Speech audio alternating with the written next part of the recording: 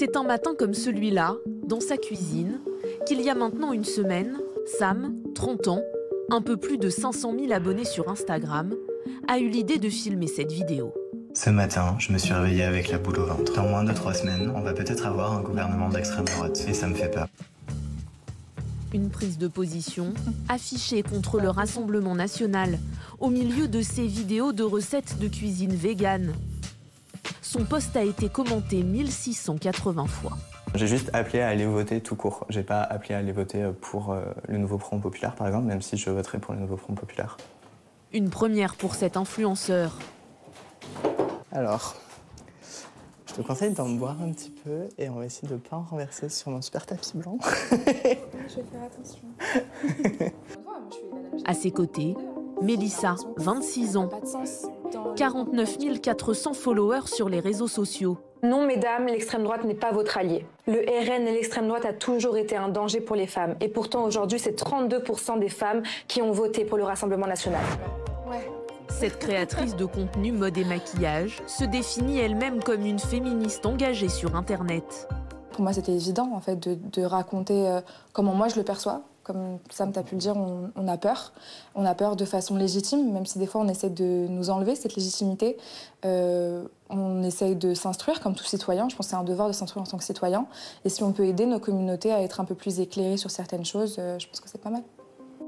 Comme une volonté d'expliquer les choses pour ces deux Instagrammeurs, de mettre leur notoriété et leur visibilité au service d'une cause non pas marketing, mais sociétale et politique. Il y a eu des commentaires qui disaient bah, « tu m'as convaincu en fait ». Et ça pour moi c'est ultra précieux parce que je me dis bah ok, j'ai pris la peine de faire ça et de sortir de ma zone de confort parce qu'on n'est pas dans notre zone de confort, c'est pas évident de faire ça. Comme eux, ces derniers jours, de nombreux influenceurs ont sauté le pas. Depuis plusieurs mois, il y a une pression extrêmement intense vis-à-vis des influenceurs. Déjà, il y a eu Gaza et tout le conflit au Moyen-Orient et au Proche-Orient qui a poussé des influenceurs à prendre position. Mais aller jusqu'à prendre une position très politique, ça c'était inédit. S'ils ne donnent pas forcément de consignes de vote claires, certains appellent au moins à se mobiliser le 30 juin et le 7 juillet prochain.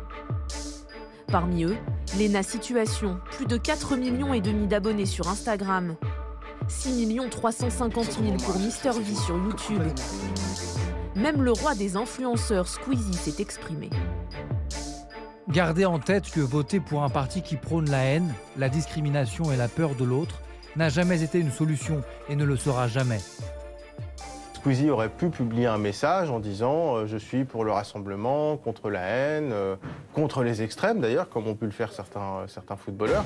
Non, il a été extrêmement offensif, Squeezie. Il a dit, il s'est attaqué frontalement au Rassemblement national et d'ailleurs nommément à Jordan Bardella.